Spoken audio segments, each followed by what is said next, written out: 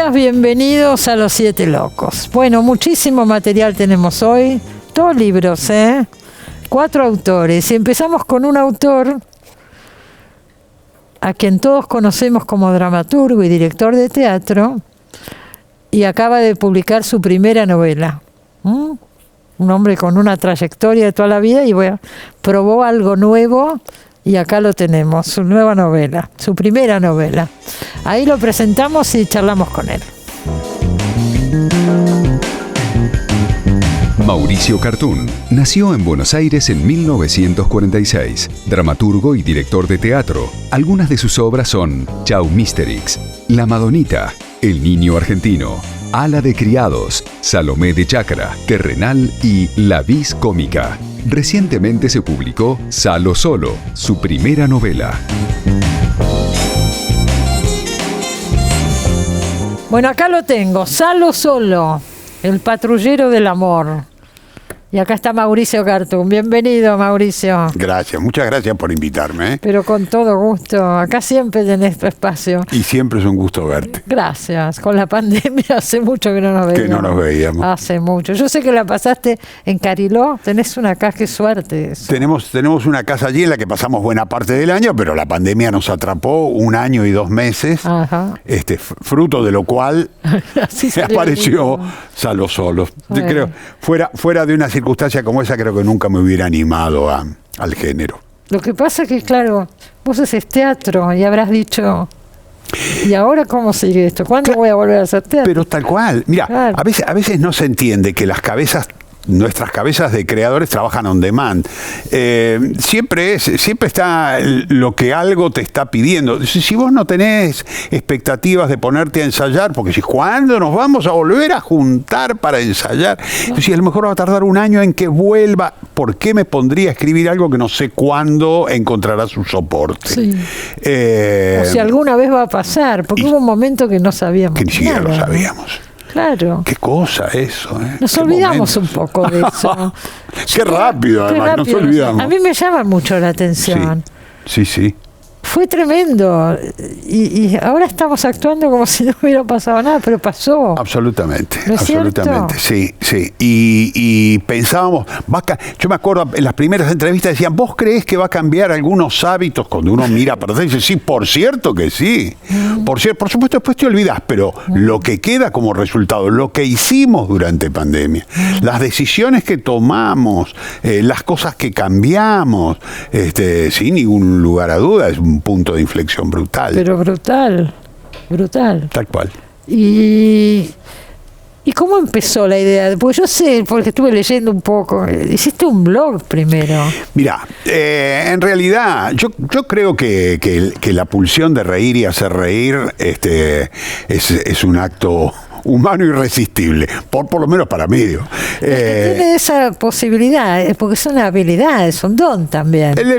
Lo es, pero a la vez también es una especulación interesada, porque cuando vos haces reír a alguien, vos también reís. Hay algo, por un lado está la satisfacción de haber hecho reír a alguien, pero por el otro lado estás riendo vos también. A veces perdemos de vista que reír es una forma de afinarse. No tenemos muchas maneras, no tenemos muchas manifestaciones sonoras que nos permitan afinarnos en el sentido más literal de la palabra, que es ponernos afines con el otro. Y en pandemia yo creo que estábamos muy necesitados de ponernos afines y empezó a aparecer esto al principio como posteos de una red social. Tanto es así que el libro debe, cada una de las aventuras, 15 aventuras de Salo, deben el formato a cierta expectativa que yo tenía en relación a cuánto es capaz de leer a alguien en una pantalla. Claro. Y por momentos decir, sí, yo seguiría, pero yo creo que ya es demasiado para que alguien lo lea en una pantalla. Muy curioso. Aplicó una forma, después desapareció la necesidad, pero quedó la forma aplicada. Y empezó así. Claro, cuando publiqué 3 en redes sociales, la gente, cuando leían el tercero, me decían, ¿y dónde puedo leer el primero? Entonces allí surgió el blog. Otra cosa anacrónica y rara, porque ya el blog hace una década que pasó a ser un formato anacrónico. Y ahí medio lo recuperaste. Lo recuperé, armé un blog con estas historias y entonces empecé a publicarlas en el doble formato. Por un lado, en una red social, y por el otro lado, a medida que iban apareciendo capítulos, podías ir atrás y leerlo completo en un blog que siempre tenía el link en el posteo. Y por supuesto, de una manera no premeditada, de una manera fluyendo acrítico, que es como nos gusta escribir a los escritores, fue apareciendo cada una de estas Y eran historias. las aventuras de Salo. De Salo. Siempre es esto, Salo, el personaje que sale a buscar el amor, que sale a buscar la compañía. Viudo que dice, ¿y ahora cómo sigo? Pero también te inspiraste un poco en cuentos de Eduardo Rovner, tu colega. Sí, exactamente, Rovner, exactamente, ¿no? Sí, en historias, cosas que me contaba, en anécdotas que me contaba. De la vida de Eduardo. Sí, de la vida de Eduardo. De mucho más atrás, en su primera separación, que debe haber sido en los años, si yo mal no recuerdo, debe haber sido en los años 80. Pero Eduardo me contaba cosas muy graciosas. Pero este tipo de cosas que le pasan a Salo. Exactamente. Para conocer chicas se anota en grupos de coro, de canto, de lo que sea. De clases de griego. Tal cual. Digo, la actividad cultural ha sido siempre, tradicionalmente, un lugar de encuentro con el otro. Digo, nosotros sabemos, eso es la cultura en todo caso. Y entonces, sí, asistir a talleres literarios, a cursos, a escuelas de espectadores, maneras de relacionarse. Maneras de relacionarse, estar siempre en contacto con otro, que por otro lado, creo que es una pulsión humana de las fundamentales, y que además en pandemia estaba exacerbada porque no la podíamos cumplir. Exactamente. Y vos acostumbrado siempre a escribir con textos que trabajan pluralmente, con actores, con tanta gente, de pronto solo con un texto. Sí, pero vos sabés que es una cosa rara, porque, así como yo podría pensar que analógicamente esta novela debe el tamaño de cada uno de sus capítulos a la capacidad de lectura que alguien puede tener en pantalla, también la novela le debe cierta forma literaria a estar escrita con la oreja, que es como yo escribo teatro. Yo estoy acostumbrado a escribir con el oído. Yo no especulo, yo no pienso qué diría cada personaje. Yo lo escucho, yo hago una improvisación imaginaria percibida por el oído, fundamentalmente. Esta novela fue escrita así. Entonces, a alguna gente le llama la atención cierta forma coral que tiene, ¿no? Pero aparecen distintas voces. A veces se mezcla la voz del narrador con la voz del personaje, y el personaje a veces dialoga con el narrador. ¿Por qué esto? Bueno, yo te diría, en teatro hablaríamos de lo metateatral. Esto sería algo así como lo metaliterario. Pero yo lo que apliqué es mi oreja. Está escrita... A ver, así como yo digo, yo no soy director, soy un dramaturgo que escribe, porque no pienso como director, pienso como dramaturgo. Porque empezaste como dramaturgo. Porque empecé como dramaturgo, pienso como dramaturgo. Me contaste una vez acá que empezaste a dirigir tus obras porque no te convencía ciertas... Sí, exactamente. Claro, ciertas adaptaciones que se hacían. Exactamente, pero además también aplicando mecanismos analógicos. Yo pienso como dramaturgo y hago la conversión de Norma a director. Acá pasa exactamente lo mismo. Pienso como dramaturgo y hago una conversión de Norma muy rápida al nuevo formato, que es el literario. Veremos cuánto me dura hasta que las neuronas se acomoden a un nuevo formato, si es que alguna vez se acomodan. Si es que se acomodan. Ahora, por ejemplo, ¿podríamos llevar esta obra, esta novela a teatro, a una obra de teatro? Es difícil porque en realidad se trata de 15 aventuras. Cada uno de los capítulos es una aventura, son episodios. Bueno, para una serie de Netflix. Eso sí, totalmente. Exactamente. Para teatro no va. No lo veo, no me lo imagino. Tuve alguna propuesta de pasarlo a musical, pero la verdad es que debería haber elegido alguna de las historias. Era muy difícil condensar todas. No me lo puedo imaginar en teatro. Sí me lo imagino en un formato audiovisual. Yo creo que sí, totalmente. Además podrían seguir las aventuras de Salo. En un momento, no vamos a spoilear como se dice ahora, pero en un momento surge un conflicto acá que medio resuelve. Porque si no podía seguir indefinidamente, hay un episodio, no lo voy a decir, el autor no quiere, estoy segura que yo lo diga, pero no es cierto, y Sí. eso lo convierte en novela, lo cierra como novela, así Sí. lo vi yo por lo menos. Sí, ¿Estás sí, de sí. acuerdo? Es que efectivamente es así. Yo cuando llegué a la aventura 14 sentí, hay que cerrar. Yo digo, Claro. en términos muy vulgares, debo cerrar porque yo no sé ya a dónde más circularía Salo. Claro. Y apareció este 14 este 15 que efectivamente tiene esa condición de cierre. La novela no es otra cosa que el seguimiento de alguien que busca desesperadamente al amor, a la pareja, a la compañía, y efectivamente el 15 lo cierra. Creí que no tenía ninguna más, y cuando lo terminé, días después empecé a sentir la abstinencia. La abstinencia De Salo. Me empezaron a aparecer nuevas. Claro. Y armé, ahí tengo un compiladito de por lo menos 10 universos nuevos, con los que, quién sabe, rara situación mediante, escribiría una continuación. Una continuación, ¿no es cierto? O seguir en otros formatos también, como O decíamos. quizá seguirlo en otro formato. ¿Y cómo sigue la vida después de todo esto? Porque, digo, vas a hacer otra novela, además. El teatro. Terrenal volvió, ¿no es cierto? No, Terrenal no volvió. Después de la pandemia no volvió. No, Yo la vi Terrenal volver tantas veces que ya... No, Terrenal no volvió. Sí vuelve la Vis Cómica, que ahora La nomás. Vis Cómica, La Vis qué Cómica linda, estamos mira. reestrenando ahora en el Centro Cultural de la Cooperación. Vamos a ir sí. todos los martes a las 20 Estuvo horas. en el San Martín, ¿no es cierto? La Vis Cómica. Se estrenó en el Era San Martín, era, pasó al sí. Caras y Caretas, hizo 2 Ajá. temporadas a la llena allí. Es muy buena esa obra.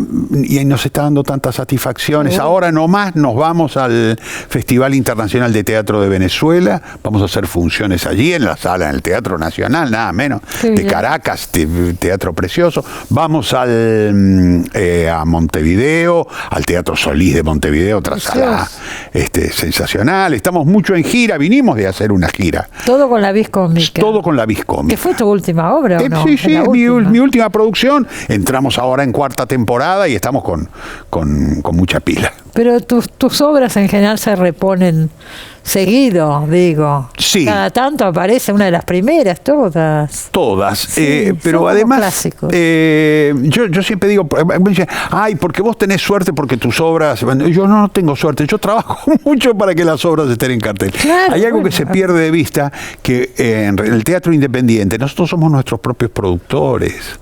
Y yo hago postproducción intensa, yo me comprometo, yo trabajo en correo electrónico vendiendo funciones, y no siento una diferencia de carácter entre sentarme a escribir una obra, por ejemplo, y conseguir que la obra tenga, como en este caso, una pequeña temporada en Caracas. Para mí es tan importante hacer un trabajo como hacer el otro. Seguro que haces los dos trabajos. Pero hago los dos porque en nuestro caso, digo, en el caso del teatro, el soporte son las funciones. ¿Qué sentido tiene escribir una obra, por buena que fuese, si uno no consigue las funciones que la hagan Visible. visibles? Lo seguro. Tal cual.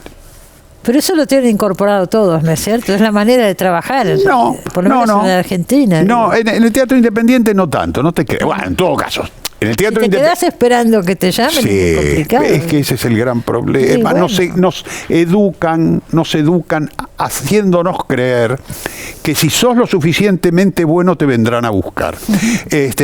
Bueno, después de muchos años de soledad, a veces uno entiende que nunca te vendrán a buscar, que en realidad tenés que salir como Salo, que tardíamente a los 65 años descubre que al amor hay que salir a buscarlo. Exactamente. Y que el galanteo no es solamente algo que se hacía a los 20 años para conseguir una mujer para toda la vida, sino que de lo que se trata es Bueno. de expandirse en el otro, y para expandirse en el otro hay que salir a buscarlo. Bueno, En el trabajo es lo mismo. en el trabajo es lo mismo. Y en todo, si yo te imagino caminando por Cariló diciendo, ¿y ahora qué hago? ¿Ahora qué? En la pandemia me reinvento y pruebo Sí, una novela. Efectivamente. ¿No? Efectivamente. Y bueno, y esa suerte de que fue publicada, que a las 3 semanas había agotado la primera edición, de que había... Tenés tu público, Cartoon, de que hubo demanda. Y una cosa curiosa que te comentaba antes de empezar, que el libro tiene una característica que a mí me llama la atención, que se lo regala mucho. Y yo creo que es por el humor. A mí me parece que es lindo regalar risas. Que a veces una novela más dramática, una novela más trágica, cuesta regalarla. Digo, hay algo como llevar... Estamos viviendo bastantes situaciones dramáticas. Bueno, algo así, sí, como decía mi mamá. Ay, no, para dramática bastante la vida, decía mi mamá. Claro. Me parece que algo de eso ha cargado como premio. Las aventuras de Salo. Las aventuras de Salo como lugar de diversión. Ahora, también en la novela aparece mucho el tema de la comunidad judía, ¿no? Y del judaísmo. Sí. Salo, ¿cómo es que se llama? Salo Goldfarb. Salomón Goldfarb. Está todo ese tema aparece constantemente en el libro. Aparece y me permitió poner en valor un universo que yo conocí de chico y que siempre andaba dando vuelta por mi cabeza. Yo soy hijo de una familia, lo que en la comunidad se llama café con leche. Madre católica y española, asturiana y de ir a la iglesia, y padre judío de familia tradicional judía. En esa mezcla yo me crié con mucho respeto porque, bueno, tú elegirás, decía mi madre, cuando sea. Y la verdad es que yo viví un poco en el filo de las dos culturas. Pero, por cierto, incorporé mucho de aquella cultura judía, de mis tíos. Tuve la suerte. ¿Conoces? El que lee la novela se da cuenta que lo conozco. Pero también nosotros, mira, nos reímos mucho con la familia. Porque hay lo que en porteño se llama un yeite. Bueno. El yeite es, si conoces 20 palabras en yiddish, en cualquier lugar del mundo pasarás por ser un judío tradicional. Con 20 ya lo hace. Bueno, esta novela es la demostración. Cualquiera que las cuente encontrará que no hay más de 20, administradas de tal manera que te hacen creer que quien la escribió es un experto en cultura judía. No, pero las costumbres, un montón de cosas, por cierto, que están detrás. La idiosincrasia. La idiosincrasia, ahí está. También, digamos, el ambiente en el que se desarrolla es un ambiente de un poder adquisitivo bastante alto.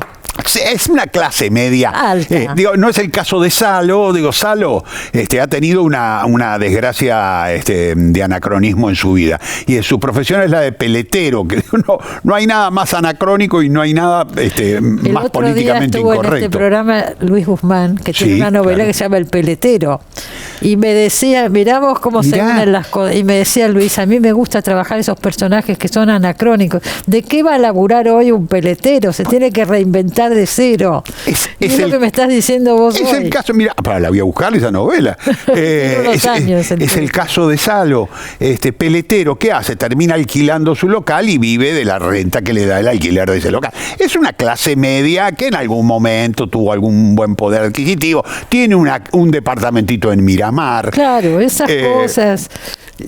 Las señoras que conoce salen en estos grupos, juegan al bridge por ahí, o no me acuerdo. Al buraco. Bueno, al buraco. Pero digo, están cómodos todos económicamente. Sí, es una clase media acomodada, clásica de la colectividad. Pero, y cada tanto aparece lo que Salo llama los farabutes. Los farabutes son los que se muestran, los que ostentan, los que hacen gestos que están más altos que el límite de su cintura, por decirlo de manera correcta. Pero no, el mundito es el mundito de esa clase media, pequeño propietario. Y en todo esto transcurre la novela, las aventuras, ya digo, ¿cuántas son? ¿Vos lo dijiste? Son 15 aventuras. 15 patrullajes, dice él. El subtítulo de la novela es El patrullero del amor, porque él se llama él mismo el patrullero del amor. ¿Y vos cuando terminaste el libro dijiste lo voy a presentar en una editorial? No lo sé. Mira, en realidad empezó a aparecer una especie de demanda natural, porque el hecho de haberla publicado en redes sociales hace que tenés comentarios continuamente. Por supuesto. supuesto. Y entonces parte de los comentarios era, ¿y cuándo lo vamos a poder ver en papel? ¿Cuándo lo vamos a poder comprar en libro? Yo al principio decía nunca, porque esto no tenía ese objetivo. No lo veías como un libro. No me lo imagino. A ver, no había sido escrito así y por lo tanto mi cabeza no miraba ese formato. En un momento empecé a especular y dije, bueno, en todo caso, quien debe decidirlo es una editorial y por las características del libro necesita una editorial de mucha distribución. Pensé inmediatamente en Alfaguara y tuve la suerte de presentarle, de que muy rápidamente fuera aceptado. Por supuesto, allí me senté a trabajar una versión definitiva, claro, allí empecé a corregirla ya como novela, empezar a pensarla como una unidad. Y acá la tenemos, ¿eh? El Patrullero del Amor ya va por la segunda edición, me dijiste. Segunda edición, sí, digo, primera reimpresión, digamos. ¿Qué diferencia? La segunda reimpresión. Segunda reimpresión o edición, la cuestión es que es un momento muy difícil y sin embargo... Sí. Tenés tu público y te has seguido también en este nuevo formato. Sí, recibo continuamente fotos de gente que lo está leyendo en lugares medio insólitos y me da mucha alegría eso. Bueno, me alegro mucho y me alegro también de verte. Igual. Y enterarme que las obras siguen circulando, la Viscómica que ahora se va para el exterior y demás. Sí, ahí esperamos a todo el mundo en el Centro Cultural de la Cooperación, que además tiene un escenario. En este momento ahora el 20 de junio estrenamos el martes y el 20 ahí arrancamos. de junio en el Centro Cultural de Cooperación, Ahí la está. Viscómica, de cual. Mauricio Cartún. Y acá lo tenemos, Salo, el Patrullero del Amor. Gracias por haber venido, Mauricio. Gracias a vos. Nos vamos a un corte, ya volvemos.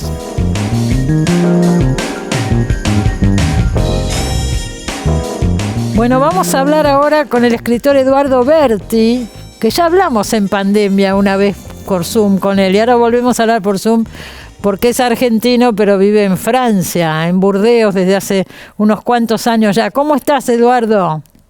Muy bien, Cristina, una alegría verte y charlar con vos.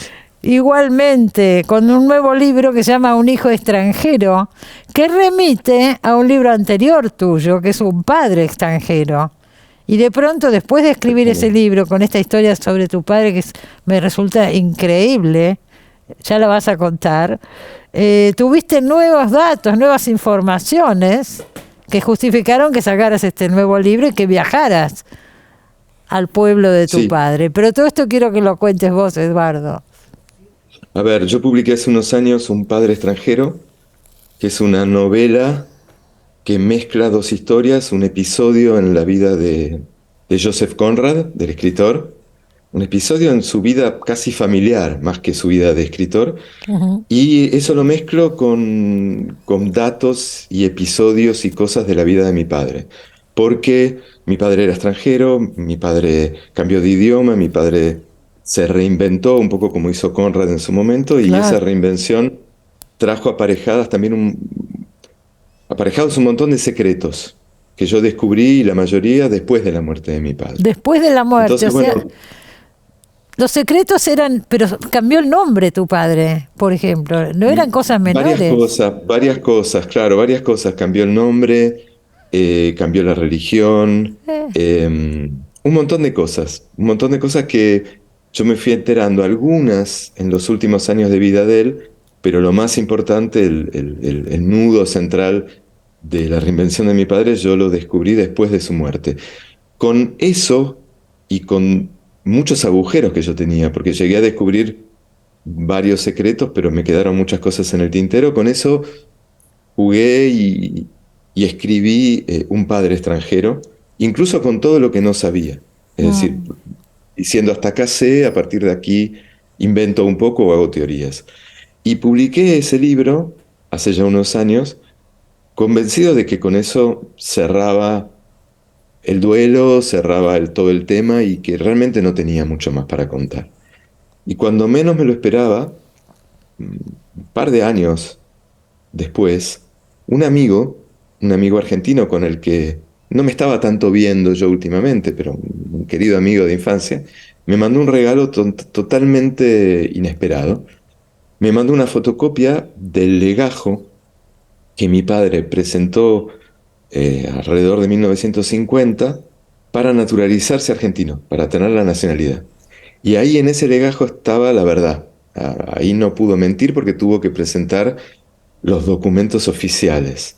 Y ahí estaba, entre otras cosas, el verdadero apellido que yo confirmé, pero además la fecha exacta de nacimiento, porque mi padre siempre hacía malabares con la información, nunca quedaba claro qué era el dato correcto y cuál no, y entre otras cosas, la dirección exacta de su casa natal en un pueblo, en una ciudad de Rumania que se llama Galați o Galati, y que queda muy cerca de la triple frontera con Moldavia y con Ucrania, donde termina el Danubio prácticamente, casi al final de ese largo periplo del Danubio. Pero yo sabía que mi padre era de Galați, pero no tenía la menor idea de por dónde empezar una posible pesquisa.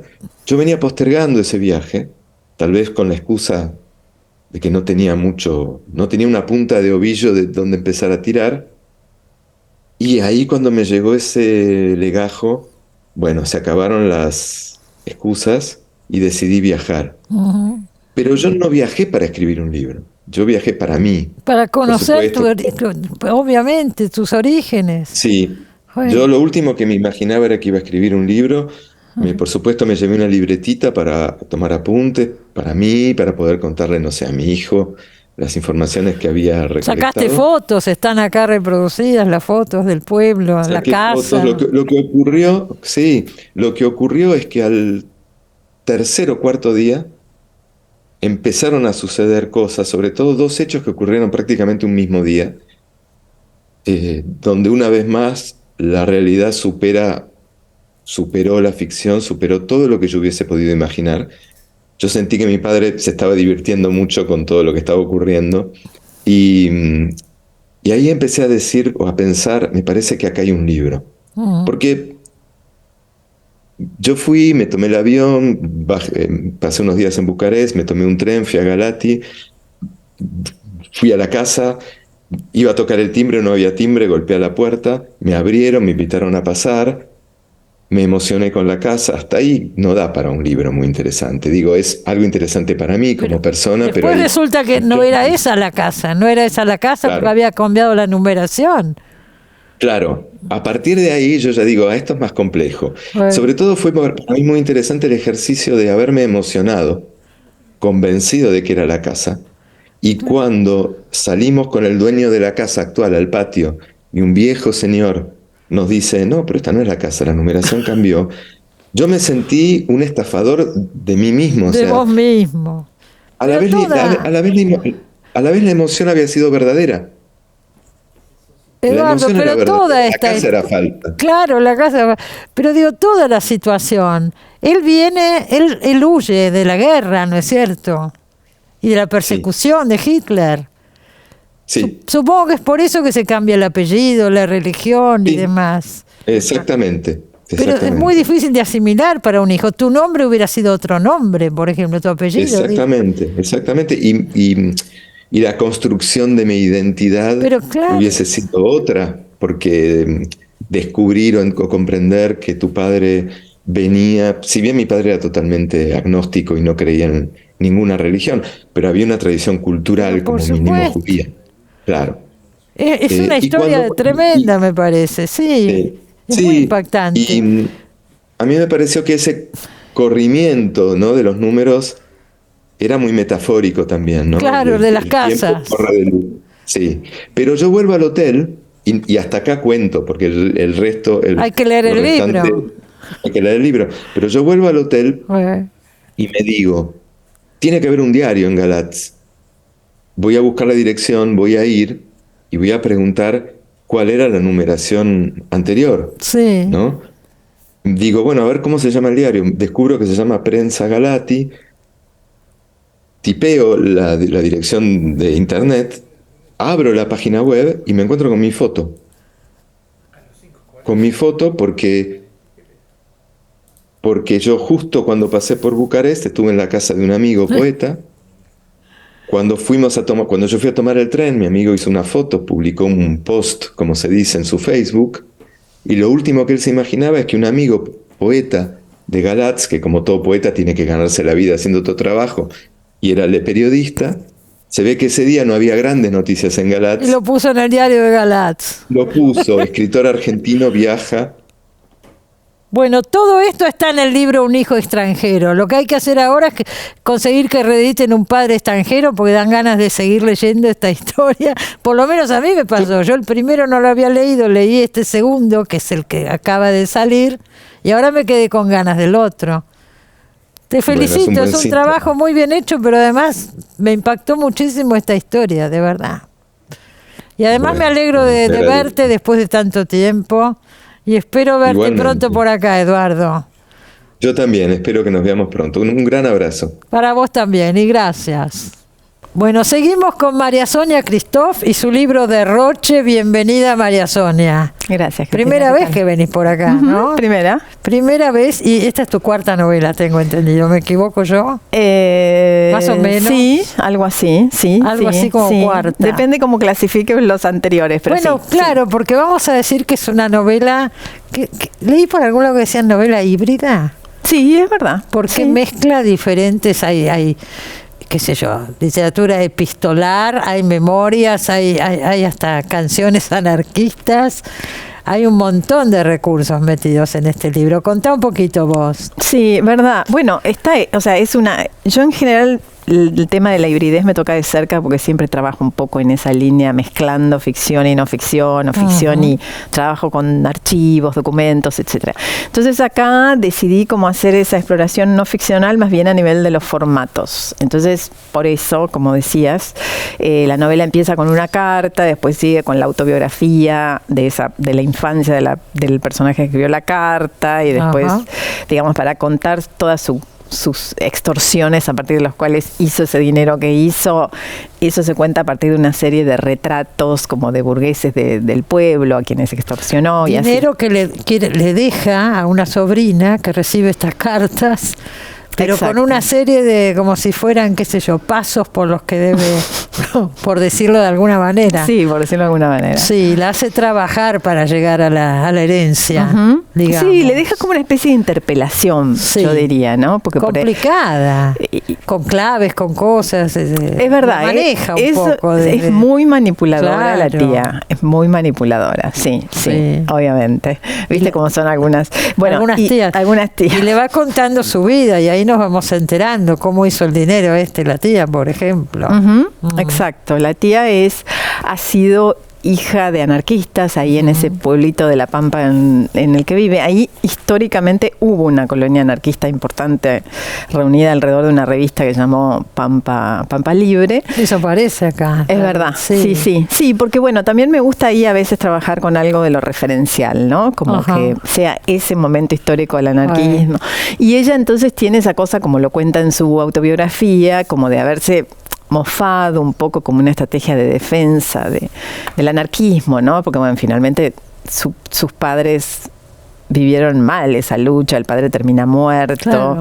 Entonces ella como estrategia de defensa tiene esa cosa irónica, pero en definitiva ella misma tampoco puede evitar sus propios actos anarquistas, ¿no? Porque finalmente, sus acciones, mejor dicho, finalmente todas esas operaciones que ella hace, incluso la carta que le deja a Lucrecia, es de raigambre, ¿no? Es como una especie de anarquismo contemporáneo. Hay toda una crítica, ¿no es cierto? A ver, no sé si decir al trabajo, sino a la manera en que está organizado desde el capitalismo el trabajo. Sí, totalmente. Claro, eso es un poco lo que ella lo que le enrostra, ¿no? Sí.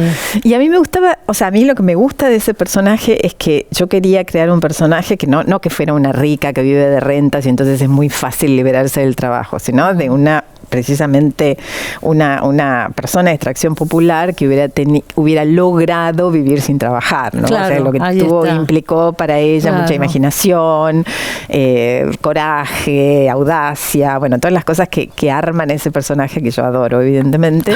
Y después la pobre Lucrecia, como tuiteó el otro día alguien, Lucrecia somos todas, ¿no? Porque como, bueno, Lucrecia es una mujer contemporánea, joven encima, que me parece que en la juventud todavía las presiones son más fuerte, intensas. sí. Y bueno, y entonces ella es como la representación de la chica exitosa, pero de la ciudad mundana, etcétera, con un montón Y la de... tía se lo tira en cara de cada Claro, rato, sí, bueno, la interpelación de la tía es un poco, bueno, revisa un poco esta alienación en la que esta vivís, vida, a la que vos claro. llamás éxito, ¿no? Pero sí, y no solamente a Lucrecia, sino a toda una manera de constituirse, ¿no?, en la sociedad. Ujú. Hay mucho de eso, de pensamiento anarquista, de crítica social, ¿no Sí. es cierto? Sí, sí. A la productividad, Sí, sí, a un sí, montón de cosas. Sí, sí, en la época, ¿viste? ¿Te acordás la época que había los videos, que ibas a las salas de video? Digo, ¿viste? Mis novelas estarían en el estante antisistema. Antisistema, todas las novelas, ¿no? Todas. Todas. Todas. Esta quizás es la más explícita de, Claro, la más de explícita. todas. Ujú. Pero yo leí por algún lado que dijiste que cosas que yo leo, pero vos me dirás que todo esto te surgió, esta crítica tan fuerte, porque habías tenido una crisis en un trabajo que estabas haciendo o algo por el Sí, estilo. eso es verdad, es verdad. Es Porque, verdad, viste, como toda harta escritora, ya. claro, viste, como escritora argentina estoy todo Tenés el que tiempo. ganarte la vida Y en claro, otra en cosa. otra cosa. Sí, Sí, sí, sí. entonces estoy siempre en esa pulseada de que la otra cosa no me gane el Ajá. tiempo de la escritura y así. Bueno, entonces estaba en un momento de digamos, desequilibrio. Y ahí sale, bueno, pero ahí salen las mejores cosas. Y digo. claro, viste, la presión, sí, la inspiración de la furia. Bueno, perfecto. La novela se llama Derroche, de María Sonia Christoph. Y me tengo que ir al corte. Muchísimas Ok. gracias por haber venido. A vos, a vos. Nos queda un bloque todavía. No se vaya que ya volvemos.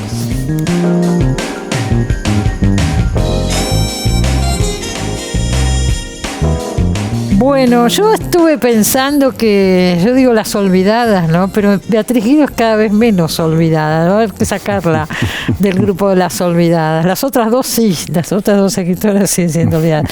Aparecieron tantas cosas en los últimos meses a partir del aniversario, ¿no? De los 100 años del nacimiento de Beatriz Guido. Y ahora apareció el libro de José Miguel Onaindia. Bienvenido, José. ¿Qué tal, Cristina? ¿Cómo estás? Espía privilegiada, ¿eh? Un libro muy completo, muy bueno, no solamente de la vida de Beatriz Guido, sino de la obra y también de la obra cinematográfica, que es un tema que no se ha tratado tanto. Todas las películas en las que ha participado Beatriz Guido, no solamente las de Torre Nilsson, fundamentalmente las de Torre Nilsson, pero también algunas otras, donde Sí, fue guionista, ¿no? Como co-guionista de muchos argumentos propios y de también adaptaciones de grandes escritores. Por ejemplo, hizo una adaptación de Dostoyevsky para Nicolás Sarkis. Eso fue Se ha para la muerto. televisión, ¿no es No, cierto? eso fue para cine. Ah, ¿se eso fue para filmó? cine, se filmó. Se llamaba El hombre del subsuelo. El hombre del subsuelo. Yo Sí, pensé que una había sido película- para algún canal. No, En esa no, época, no. ¿te acordás que se filmaba? Se filmaba para mucha los canales. literatura? Ella hizo algunos guiones para específicamente para televisión, también más escasos, pero la obra destinada al audiovisual de Beatriz es en volumen más importante que la literaria, aunque ella se definía siempre como escritora y Sí, que el audiovisual, ese lugar siempre lo el lugar cuidó. siempre fue Sí. el de escritora. Sí. Y ella nutrió fundamentalmente a Nilsson, aunque hay una gran película del periodo donde ella seguía produciendo muy cercanamente con Nilsson, que es Paula Cautiva, la Claro. adaptación del cuento La representación. Que la filmó Ayala. Y filmó Fernando Ayala, que fue una Fernando de las Ayala. grandes películas de los primeros 60, ¿no? Una película Sí. que ganó los premios del momento. Bueno, ahora se dio en los ciclos que se organizaron, Sí, ¿no? sí, sí. De homenaje se dio Paula Se dio Paula Cautiva, que es un Sí. cuento muy interesante que aparece en varios volúmenes. Viste que Beatriz Sí. en los cuentos van reapareciendo En a veces distintos libros, en distintos sí. libros, a veces retocados, a veces con alguna modificación. Y es muy interesante ver todo ese periodo que va del 57 al 66, que esos 9 años donde producen prácticamente una película por año con Nilsson en esa comunión. Y algunas entre- grandes películas. Grandes. La Casa del Ángel. o La Caída que vos viste. La Caída que yo Es no la había visto nunca. Y en un ciclo que organizó Sí. José Miguel Onaindia ahora hace poquito, pasaron La Caída y me fui corriendo a verla. Una película excepcional. Son Una fantásticas película esas excepcional. películas. Es la mejor época, Sí, pienso. esa época es la mejor. Y también las novelas, esas primeras novelas Sí, para mí son las sí, sí, mejores novelas esas mejores. de Beatriz Guido. El gran periodo de producción de Beatriz para mí es desde La Casa del Ángel al volumen de cuentos La mano en la trampa. Exacto. Después ya empieza un poco a Y eso retirarse, incluye Fin de repetirse. fiesta, vamos Fin a de decirlo, fiesta, La caída. Sí, Esas 4, ¿no? Sí. Y La mano en la trampa. Y La mano en la trampa, que es un volumen, una novela, algunos y claro, cuentos. pero también la filmó Nilsson, el También cuento la La mano en la Nilsson, trampa. claro, y con eso ganaron el premio de Fipressi en Cannes, cuando Viridiana fue el único año, eso lo retrata muy bien Javier Torres, la novela vamos La a Gloria. recordar, se llama La Gloria. Sí. Pasó medio desapercibida, lo tuvimos acá en el programa Javier Torres. Una novela excepcional. Pero la novela es excelente. Excelente novela. Y es ese año donde Buñuel gana el premio principal, el gran premio del jurado, y Leopoldo Torre Nilsson el premio de la crítica. Y los dos con Paco Raval de protagonista. Sí. Y realmente es el primer gran premio que gana el cine argentino en un festival internacional. Y todas las demás películas, La caída estuvo en Berlín, no ganó el premio, pero toda la crítica europea pensó que había sido una gran injusticia del jurado. La Casa del Ángel también. La Casa del Ángel estuvo en Cannes, en una sección paralela, ganó un premio Elsa Daniel de interpretación, que daba no del jurado oficial, pero eso se instalaron. Y Beatriz en eso tuvo mucho que ver. Muchísimo. Porque ella iba con las latas, vos lo relatás también en tu libro, y eso está en el recuerdo de todos los amigos. Su tarea como promotora cultural, lo que hoy se denomina gestión cultural, que ella fue excepcional. Y también, José, cuando fue en los últimos años que fue agregada cultural en España. En España, sí. Con Alfonsín. Sí, y también ahí hizo una tarea enorme, de gran gestión para la literatura, para el libro, para el retorno al país de todos los exiliados, de todo color político, que ella ayudó mucho a todo el mundo, y todos los recuerdos. Yo creo que es un gran ejemplo para la gestión cultural contemporánea, porque ella siempre apostó a lo imposible, apostó a lo que era, estar en Cannes cuando nadie estaba en Cannes, claro. Lanzar los libros en el exterior cuando nadie se ponía eso, para ella no había límites, y eso es lo que se lo planteaba así, claro, como una tarea imposible, y con una gran generosidad. Todo el mundo recuerda que iba a los aeropuertos.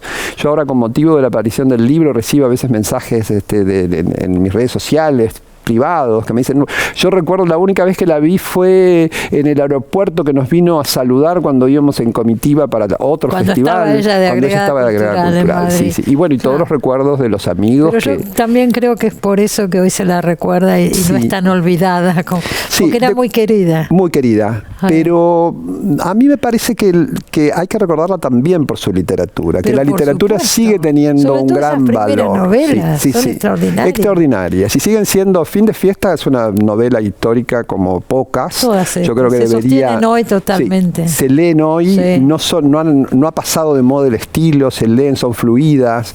Yo obviamente que leí nuevamente lo que no había leído, y leí algunas cosas que no las había leído en su momento, y realmente es una literatura absolutamente lúdica, interesante, llena de humor, llena de personajes, personajes extraordinarios, ¿no? Que son realmente arquetipos. Se está empezando a reeditar. Se reeditaron algunos y esperemos que sigan. Algunos se anunciaron y todavía no salieron. Hay mucho problema en este momento con el papel. Con el papel, sí. Fin de fiesta, por ejemplo, la va a editar Eudeva, pero está con esto. Claro, está atrasado. También hay un volumen de cuentos que anunció el Fondo de Cultura Económica. Que creo que el único que apareció fue el incendio, ¿no? El incendio de las vísperas lo sacó Sudamericana.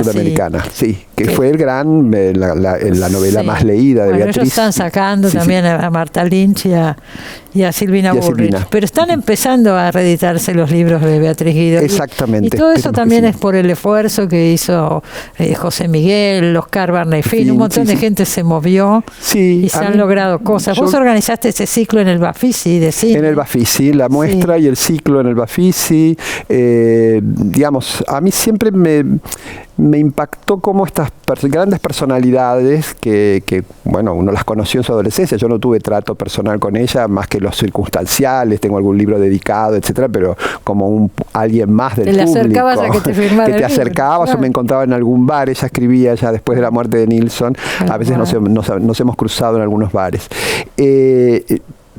o sea, que no lo escribí desde la amistad ni desde la proximidad, sino lo escribí como, lo digo en el prólogo, como un testigo de su gran repercusión pública. Todo lo que hacía Beatriz era noticia.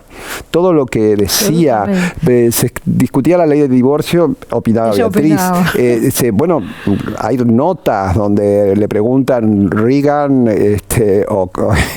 o Carter y ella opina, y sobre moda. Era un momento, ¿no?, también del país, años 60, donde se consultaba a los escritores sobre un montón de temas. Sí, y ella tenían un peso social que tenía hoy un peso no tiene. social. Eso Y es ella no cierto. tenía prejuicios, por eso yo planteo si no era algo pop en su postura, porque ella se fue a las reglas del mercado y de la sociedad de masas mucho antes que toda la academia, que toda la gente que venía del mundo académico. Sí, obviamente. Y después nos interesó también destacar en el libro, que lo escribí con Diego Sabanés, que es un director de cine. Ahora vas a contar quién es Diego Sabanés. Sí, cómo no. Nos interesó rescatar esa Beatriz anterior a la gran popularidad, la que escribía los escritos sobre los existencialistas, la que muy traducía joven. a Gabriel Marcel, muy joven, en una época y muy infrecuente para una mujer de esa generación. Bueno, ella fue criada en un ambiente que se estimuló muchísimo todo lo que fuera cultural. Totalmente adelantada, ¿no? Una formación. Por el padre del arquitecto. El padre y la madre, que era una actriz uruguaya, Berta Irín, que siempre mantuvo un gran personaje. Todo el mundo escribe. Kosarinsky escribió algunas cosas estupendas sobre Beatriz, sobre Berta, y era un gran personaje que les contaba cuentos de terror y les hacía leer, las disfrazaba y les contaba cuentos muy crueles, y todo eso después está reflejado en esa imaginación en la literatura de Beatriz. Impresionante. Porque tenía una imaginación realmente impresionante. Vos me preguntabas por Diego. Diego Sabanés es un director de cine que vive desde hace muchos años, desde principios de siglo en Madrid, y que hizo una estupenda película que se llama Mentiras Piadosas, en donde funde dos cuentos de Cortázar, Cartas a Mamá y La salud de los enfermos. Una película realmente de gran nivel que se estrenó en 2007, 2008, con Claudio Tolcachir, con Rubén Schumacher, con el primer protagónico que hace Marilu Marini para el cine. Cartas a Mamá. Es en esta película. Mentiras Piadosas se llama la película. Y es una mixtura, una narración donde funde fundamentalmente la salud de los enfermos y Cartas a Mamá. Los dos cuentos. Y es un investigador con el cual, está todo el capítulo donde está la comparación entre la escritura narrativa, la escritura literaria y la escritura del guión cinematográfico de la caída, más todas las recuperaciones de textos, sobre todo todos los textos de sus declaraciones sobre cine, ¿no? Todo lo que ella opinó. Es muy completo todo lo que está acá, hay cosas que yo no había visto antes. Hicimos un trabajo así muy de biblioteca, muy con la generosidad, quiero decir, de Adriana Martínez Vivot, la sobrina de Beatriz. La sobrina de Beatriz, que la quisieron tanto, la quieren tanto. Nos brindaron además una cantidad de cosas, más, por supuesto, Oscar, Bernay Fin, Manuel Antín, Graciela Borges, están todos en el libro. Josefina Delgado escribió un capítulo sobre el impacto de Beatriz en las nuevas escrituras. Hay mucho material. Sí. Y la muestra que se hizo paralelamente, yo leí por alguna parte que pensaban llevarla a España. Mira, estamos Uruguay, viendo. En Uruguay se va a hacer el mes próximo, estamos fijando la fecha. La vamos a hacer en el Centro Cultural de España por la vinculación que tiene Beatriz tanto con Uruguay como con España, que fue fue agregada cultural. Sí, fue agregada cultural. Y además, La mano en la trampa era una coproducción con España, porque también tuvieron esos Nilsson y Beatriz. O sea, armar un sistema de coproducción que fueron las primeras relaciones internacionales del cine argentino. Me estoy acordando ahora, hubo un periodo, vos seguramente te debes acordar de esto, que vivieron en Madrid. Sí. Cuando acá estaba el censor Tato, que los perseguía tanto a Torre Nilsson. Ellos se instalaron un tiempo. Como autoexiliados, cuando estuvo Piedra Libre, que fue la última película que fue prohibida por la censura en el año 75. Se instalaron en Madrid y vivieron un tiempo allá. Y en realidad regresaron porque la justicia levantó y además ya Nilsson estaba enfermo. Estaba muy enfermo, murió al poco tiempo. tiempo, en el año 78. Entonces la idea, porque yo no sé si se la conoce tanto a Beatriz Guido en España o en Uruguay, es llevar también esta muestra. No, es llevar la muestra, revitalizar todas estas, digamos, esta absoluta actualidad y contemporaneidad, y también rescatar esos grandes personajes, como vos indicaste, públicos que venían del mundo intelectual, ¿no? Y que eran verdaderamente referentes para toda la sociedad. Sí. Me parece que es un rol que hoy pocos intelectuales ocupan, al menos en nuestros países, ¿no? Hay que mirarlo todo en ese contexto. En ese contexto. Yo creo que sí, que es muy importante. Yo creo que sí. A mí me interesó mucho fue un reencuentro con todo un mundo también de adolescencia y de juventud, donde estas personalidades eran parte cotidiana, de ¿no? la vida. Sí. De la y vida estos cotidiana. libros de ella, de Beatriz Guido, y lo mismo los de Marta Lynch, Silvina Burrich, estaban en todas las casas. En todas las casas. Y eran tema de conversación. Por supuesto. ¿No? Cuando no se hablaba tanto de sí mismo, que no era costumbre hablar de se hablaba mismo, de las novelas. Se hablaba de las novelas, se hablaba de cine, se contaban películas, se contaban libros, claro y se discutía. El incendio de las vísperas debe haber sido uno de los libros más debatidos sin duda. de esa década. Sí, y a mi criterio no es de los mejores, pero sí, no fue el más popular, sin lugar a dudas. No es de los mejores. Tiene algunos hallazgos muy interesantes. Sin pero duda. Era una excelente escritora, sí, eso es lo que pasa. Sí. Y también una reconstrucción de una Argentina, ¿no? Creo que para reconstruir la historia, la literatura también sirve, y aunque sea para discrepar con el punto de vista, no importa, pero es muy se útil. Estaba hablando de es una visión del país. Es una visión del país. Y es una visión que fue compartida por muchos contemporáneos. Pero sin duda, Beatriz. sin duda. Bueno, el libro se llama Espía Privilegiada. Gracias por haber venido, José. Gracias a vos, Cristina, encantado. Se terminó el programa, nos despedimos. Bueno, nos vemos como siempre el sábado que viene. Buena semana para todos. Chao.